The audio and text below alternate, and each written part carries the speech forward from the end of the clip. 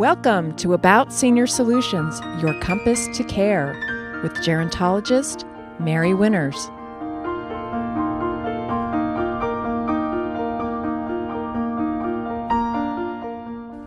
Welcome. I'm Mary Winters, your host, a certified gerontologist, and you're watching About Senior Solutions because it's about saving time, about saving money, and it's about finding solutions. So today I have with me a cardiologist, and his name is Dr. Vogelbach, and we're going to talk a little bit about the heart and prevention and some of the pretty common diseases out there. Dr. Vogelbach, thank you for being with us today. It's a pleasure, Mary. Thank you for inviting me. So tell me, why did you become a cardiologist? Why did I become a cardiologist? Okay, that goes back a few years, of course.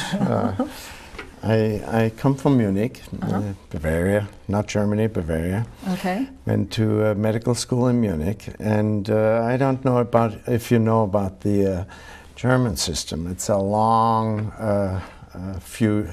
years, six and a half years of medical school. Oh, interesting. And so the first 2 years are all science. You know, it's biochemistry, anatomy, physics, chemistry, zoology, and so on. Very exciting subjects. Really? Okay. So we just can't wait to see a real patient finally, you know.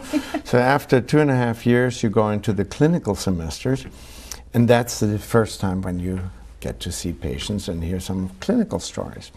So guess what? The very first lecture was on the heart, and very good speaker, Professor Schweik, and I was so enthralled. I was so taken. Immediately after the lecture, I went out and asked him for doing my thesis with him. In Germany, every doctor has to do, you don't get the doctor title automatically. You have to do a thesis. So they accepted me, and so I did my thesis on pre- and post-operative findings in patients with congenital heart disease. And so automatically, I got into the heart arena and the cardiology arena, and amongst the other students, I was known to be the guy they asked for an EKG interpretation and so on. Early on, I was in the cath lab. So, I became sort of an expert within the medical students. And so that interest carried on. And when later on, when I came to the United States, guess what? My first rotation was in heart surgery. Oh, that was in Milwaukee. And so day one, they had me come to the operating room and hold a heart during surgery. So this was just down my alley, of course. And so it took 4 or 5 more years, and then I became a cardiologist. Wow. And I never regret it. Oh, that's it's just so interesting how people start and it evolves into something that you just love. And so obviously you're passionate about it. Pretty much so, Tell yes. me, now you have a local practice. Tell me about the typical patient who comes in to see you. Mom, what kind of disease might they have, or how long have they waited to come in to see you? Okay, we talked a little earlier about the subspecialization in cardiology. Of course, when I started, I trained here at USC, became a good Trojan, and in those days there was just a cardiology. Actually, it was a fairly new subspecialty, and before then there were internists who said, I have an interest in cardiology. So they were called cardiologists. When we trained, we had an all-round cardiology training, and so we did pretty much everything in those years. But it was not so specialized yet. Over the years, it became very specialized in electrophysiology, the electrical problems of the heart, then the plumbing problem, the interventionalists who open up arteries. So and then the carotids here. Or then we actually, branched out and ventured out into the legs or into the carotids and opened up blockages there. And then there are the non-invasive specialists for nuclear medicine and ultrasound. And, it became very, very, very specialized. When I practiced not that long ago, I still did a little bit of everything, and so we saw patients with heart attacks, we saw patients with strokes, and we saw patients with diabetes and all these risk factors. And that is something, as I get older, I specialized more and more in the prevention of heart disease, and so I see typically elderly patients who are suffering from the typical risk factors They may or may not have heart disease. Many come just to be checked out. So you will see patients who do not have any heart Oh, disease. absolutely. Okay. You know, patients being referred for a stress test, for example. Okay. They have a family history of heart disease, or they know that they have hypertension or diabetes, and they want to know what's going on with them. So what's the average age of that person who's just checking? I would think that's typically the 50 to 60-year-old age range, whereas the ones with established disease, you know, patients we get to know through the hospital, they are more likely to have had a heart attack or a stroke or electrical problems of the heart. So they are then the older semesters. We have, of course, very special condition which pertains more to young people, like in females, young females, mitral valve prolapse, very common abnormality of the valves. And that's a birth? That's a congenital. Okay. I think they're born with that, Okay. but their symptoms usually come on in young years. And so when a young lady walks in and she complains about chest pain or heart irregularities, I don't think of heart attack or coronary artery disease. I think of mitral valve prolapse, you know. So, and that's always a pleasure to see once in a while some younger patients. In general, of course, we have more Medicare age type of clientele in our office. Tell me the difference between the symptoms of a heart attack between a man and a woman, because I've heard those good are point. different. Yeah. You know, in the old days, we neglected women, you know, because women didn't seem to have heart disease, you know, and it was always men, you know. All the studies, all the research trials in heart disease were always done in men, because they were the natural victims of heart disease. How wrong we were, you know. Women now die more from heart disease than men. As a 40 to 70-year-old woman, you have an 80% chance to have cardiovascular disease, and only 25% of women know that. Even women themselves usually are in a state of denial or misread their symptoms. Symptoms of heart disease, and you know, when we talk heart disease, we usually talk about coronary artery disease, which is the most common entity, are different, as you said. Men typically get this pressure in their chest, a burning type heaviness in the chest, which occurs with exercise and goes away with rest. And it may go into the left arm or up into the jaw, and that's very, very typical. That will be the normal presentation. Women present differently. They often don't have any chest pain at all, and I always say, women, you guys are much tougher than we are, much higher pain threshold for some reason. But they do complain about feeling fatigued, for example, very nonspecific. They may be a little bit short of breath. They may be nauseated. They may be unable to sleep, get a good rest at night. Things which you could blame a lot of conditions for. Sure, flu symptoms or... Right, just also the being anemic or having menopause. A cold or menopause and things like that. And so they are often misread or neglected or, you know, ignored.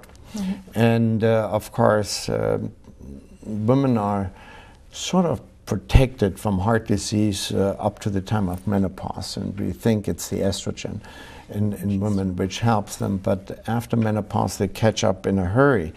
The heart attacks occur usually about 10 years later in women, but then women die more frequently from heart disease than men do. That's interesting. Well, thinking of estrogen, I know estrogen had a really bad kind of record, or they came out with some bad news on estrogen. That's right. For women who were on hormones. Yes. Is there any kind of research that you know of that's happening? Yes, actually myself was involved in a hormone study where we did angiograms, and we wanted to see what hormone replacement therapy does for these patients. Probably the consensus nowadays is now estrogen before menopause is very good. Estrogen after menopause may not be such good an idea. Women often did it to remain young and vibrant and sexually appealing and so on. And that probably was a fallacy. women taking estrogen are not being protected any more than those who are not taking estrogen from heart disease in the menopause or postmenopausal state.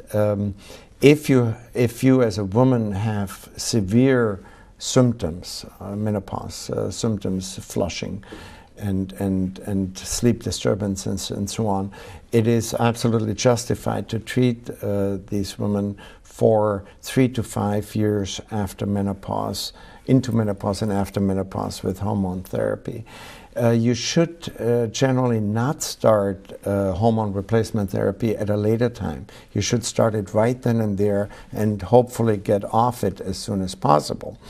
Later on, it causes more problems, and I'm sure you heard about that, with potential cancer problems, spotting, many other problems, rather than protecting from heart disease. So interesting. So tell me about some of the most common diseases, probably congestive heart failure, or hypertension. Tell me, I think about some of the common things that you see. You know, I'm now mostly involved with risk factor treatment or prevention. Okay. And there are, of course, those risk factors we cannot do very much.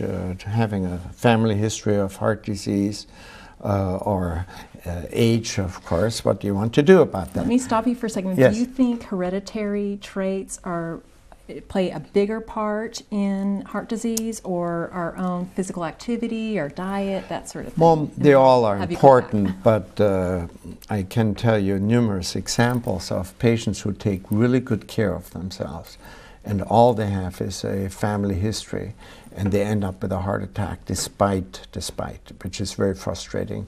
I think it's a huge risk factor. And there are, of course, then hereditary risk factor conditions, cholesterol abnormality, which you inherited, and so on. But just the disposition to heart disease, which you inherit, may be pretty devastating. More commonly, of course, we see the typical risk factors we are confronted with nowadays. What are they? High blood pressure. Sure. 80 million Americans are suffering from high blood pressure. You hear high blood pressure. Tell our viewers what that means. What is the heart doing, or what's happening in the body when you have high blood pressure? On the first place, let me tell you what a normal blood pressure is. Normal blood pressure, and that holds true for all ages, is 120/80. And everybody should have the upper number, the systolic blood pressure, lower than 140. That's up to that spectrum. It's still acceptable. Anything higher than that is not a good idea. The diastolic blood pressure, the second number, if that's high, that's typical for younger people. And the type of patient I see usually is dealing with the high blood pressure, with the systolic blood pressure, the upper number, which we are concerned about, and the lower number often is actually quite low, and that's not good. The bigger the spread is between the upper and the lower number, the more arteriosclerosis is in the body. That means you are dealing with stiff pipes, narrowed pipes, arteriosclerosis, and unfortunately that is a predictor for cardiovascular events like heart attacks and strokes. So the high blood pressure means increased pressure, not only in the heart but all arteries.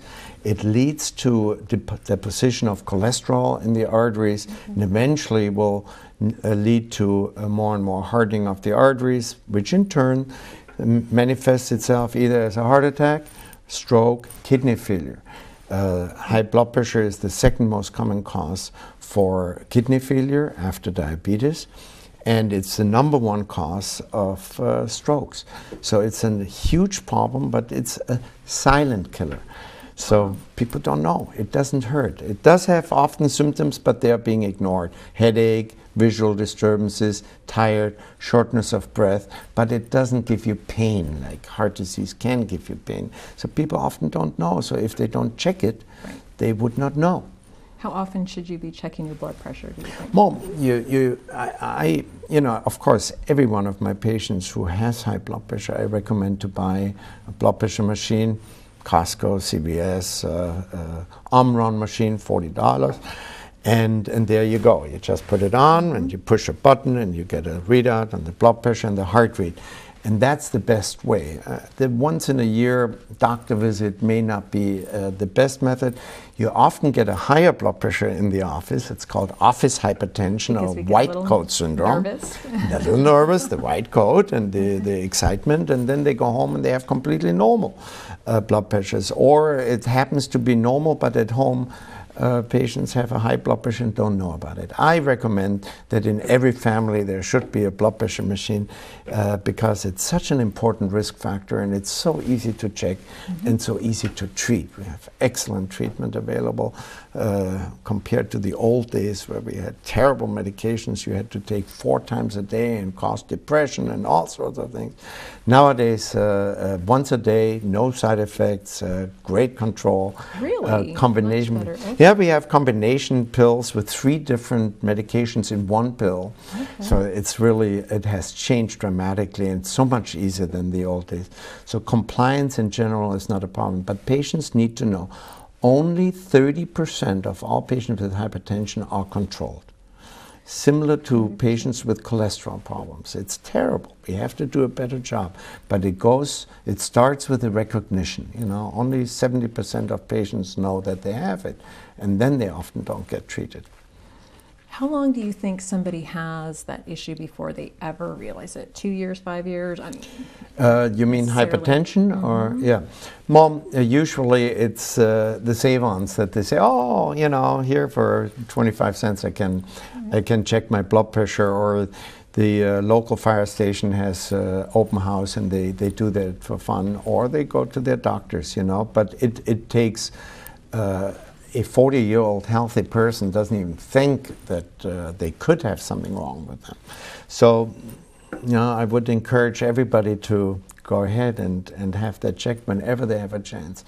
There are a few things we should know. We should know if we have cholesterol problems. Now, a healthy female patient, maybe at the age of 50, should go to the doctor and have a blood test and get her cardiovascular risk factors checked. You know, if you have a family history, then you want to do that earlier. You want to do that at 40. I know we're all waiting till 50 to do all of these. Yes. So you're really recommending to do it at 40. Absolutely. Okay. We know that arteriosclerosis actually starts in childhood.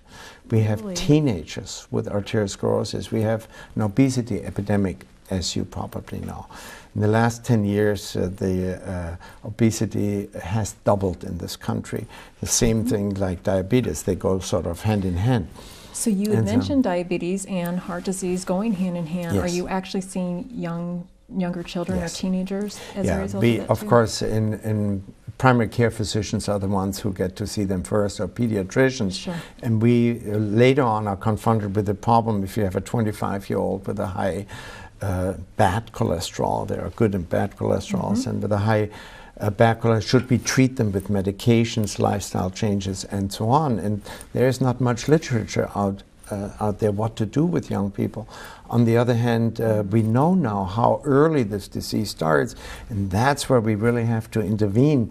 When patients present with a heart attack or angina and so on, you know, it's very down the line in terms of the development of these changes. They start very early on, so we have to develop better health habits, you know, diet, exercise, and so on early on. Right. So you talked about presenting these issues, but say you're at home and you really think that you're having a heart attack, or you're anywhere, you're out in the public. What do you think is the best way to manage that? Should they rush themselves to the hospital? Should they be calling 911? What is the most effective way to manage? I'm glad that you bring that up, because there's still a misconception. Many patients or family members believe to rush them quickly themselves, come, we'll get you into the car and we drive you there, is not the right thing to do. They wind up having a massive heart attack in the car, and then nobody knows. You're driving and the chest pain becomes unbearable, or you have a cardiac arrest, which unfortunately is one of the dire consequences of heart disease. Then your car is not the best place to be in. Nowadays, the paramedics respond within minutes. It's just fantastic what a paramedic system we have here and in the whole San Gabriel Valley, for example. And not only that they respond very quickly, but they are able, after the initial triaging, to transmit an EKG to the emergency room. We have at Methodist Hospital a wonderful system there, cooperation between the paramedics and the emergency room staff. And there is somebody who will immediately scan the EKG and say, it looks like you are having a heart attack, get ready. So the cath lab is standby at the hospital. The patient even bypasses the emergency room, goes directly. We have cases out in the community with chest pain where 20 minutes later they are already in the cath lab and start opening the artery. And time is muscle. It's the golden hour, you know, of trauma care. The golden hour. Every minute counts, you know. And so, number one, you get an immediate response from paramedics. Number two, they can do an EKG, they can defibrillate if so necessary, start an IV, or ship you as quick as possible, but they're equipped to deal with the emergencies, plus they will let the hospital know, so they are already on standby. Right, they have a team assembled for you already. Absolutely. So you mentioned the cath lab, and we hear about cath in different areas, but what does it mean in regards to the heart and the cath lab? Okay, cath lab stands for catheterization laboratory. And that became a very important part in our armamentarium to treat heart disease. In the old days, a cath lab was where we diagnosed disease. You know, we did these angiograms of the heart where we squirt some contrast material in the arteries and take some pictures and establish if you have blockages or not. Or we find out about valve problems and so on. And then often it went on to surgery, if so necessary, for bypass surgery. Guess what? Our bypass surgery numbers are way down. From more than 300, we do less than 100 nowadays. Why is that? One thing is the good medical therapy out in the community is statin therapy to reduce the cholesterol, the blood pressure control, things like that. But of course, very important is what we do in this cath lab. And the cath lab nowadays became more of a therapeutic lab rather than a diagnostic lab. Of course, we still do the angiograms. That takes 10-15 minutes as pretty much a routine procedure. But then, if you do have a blockage, then you get most likely a stent placed, for example. In the old days, 5, 10, 15 years ago, we did balloons. Now, the balloons were good. They open up the arteries, but you had recurrences very frequently. So nowadays you get a stent. Stent is something like what you have probably here in this pen if you take it around, this little metal spiral, and that is being inserted into the artery over a guide wire, and is then with the help of a balloon expanded, and it stays in the artery. It's like a scaffold of the artery, and it squashes the blockage aside into the wall of the artery. It sort of reinforces the wall of the artery, and then there's the stent, and it keeps it open. So it stays in. It stays in. You take the balloon back out and the wire back out, but the stent stays in. And if you look inside, and we do that sometimes with intravascular ultrasound, it's wide open. It's brand new. It's beautiful. And there are stents which are bare metal, and there are stents which elute drug. They release drugs to keep it open a long term. And so for each situation you have to find the right stent, and it's a whole science by itself.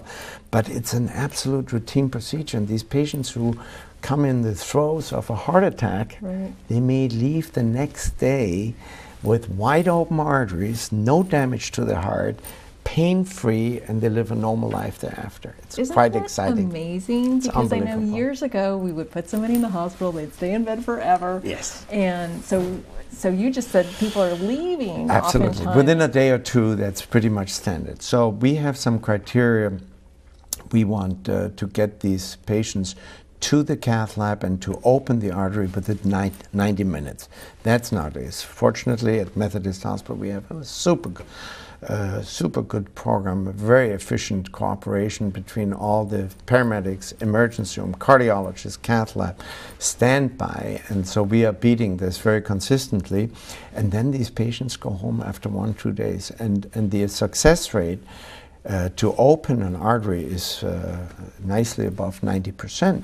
So some of them you cannot do, some of them need to go to bypass surgery, but by far the majority of these patients will leave the hospital with a smile a day or two later. It's very exciting. Well, I've actually seen behind the scenes over at Methodist, but I also understand it's one of the top 100 heart hospitals. Yes, we got that award a few years ago, that we were named top 100 hospital. It was a great honor, and they look at all sorts of outcome data and so on. We just got also the Silver Plus Award for congestive heart failure care. We have a very dedicated group of cardiologists, nurses. Administration is very supportive of this program, and so we are very proud of our results there. It's very gratifying. As you said, you know, I remember the days when we didn't have all this available. When somebody would come with a heart attack, guess what? They stayed 6 weeks in bed. In bed, I know. In bed. And nobody moved. Don't move, don't move. Now, you know what that means. Blood clots in the legs, muscle loss, pulmonary function loss. I mean, we did them a great disservice. More susceptible to congestive heart failure than not necessarily, but number one, we didn't help them to save heart muscle. We wanted them to heal their heart muscle, but we didn't realize that by keeping them in bed, we worsened their condition. They were weak, they were out of shape, if not worse. You know, blood clots form when you are in bed, and all we had available was morphine for pain relief and nitroglycerin. That's all we had. And nowadays, we have so much more. Very rarely that somebody has a completed heart attack. Usually, if patients don't recognize the symptoms quick enough and look for help, they say, "Oh, I have a little indigestion." Okay, you know, so that "Oh, it will get better. I take some Maalox. Oh, I feel already a little bit better." You know, and then we lose this valuable time to save them. Well, let's talk about. We almost have to wrap it up. We've had such a fast half hour here, but let's talk a little bit about prevention. How can we avoid this altogether? Okay, I can make that very easy. Okay. Diet and exercise. The simple stuff, the no-brainer stuff. that we avoid. I tell you, just as simple. 80% of cardiovascular mishaps could be avoided with diet, with a proper diet, with exercise, and some occasional medications. Now, diet, I don't believe in any low-carb diet or any special diet, Jenny Craig or Ornish or whatever the diet is. None of these will work in the long run. It's not here a matter of losing 10, 20 pounds by tomorrow. It is a lifelong change. And that's where the problem resides. How much exercise in a day or a week do you think we should be doing? No, the more the better. But some studies have shown that